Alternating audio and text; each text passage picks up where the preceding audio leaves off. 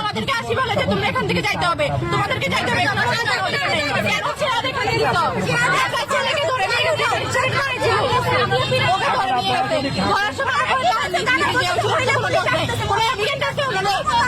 ওনাদের কোনো এলিগেশন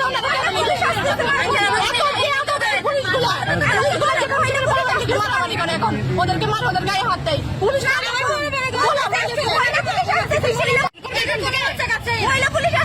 আমরা এখানে পড়াশোনা করি, আমরা এখান দিয়ে যাবো, আমাদের ইচ্ছা, আমরা যা ইচ্ছা তা করবো, আমরা ন্যায়ের পথে থাকবো। আমরা যদি আন্দোলন করতাম, সবাই এখন আন্দোলন করে, ঠিক আছে, আমরা যদি আন্দোলন করতাম, ওদের কি কোনো অধিকার ছিল আমাদের ঘুরে দেওয়া?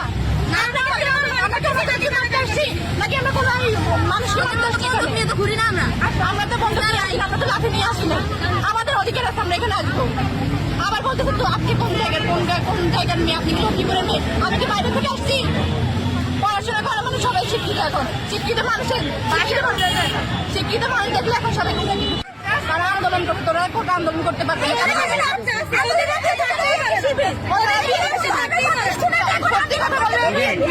আওয়ামী লীগ কোনো দোষ করে না, ঠিক আছে, মানুষের খারাপ আছে, সব জায়গায় ভালো মানুষ খারাপ আছে, ভালো মানুষ থেকে খারাপ মানুষ, কিন্তু পোলাবেন আসছে, পোলাবেন আন্দোলন করতে ধরে নিয়ে যাবে। কোনো দলের সমর্থন করে না?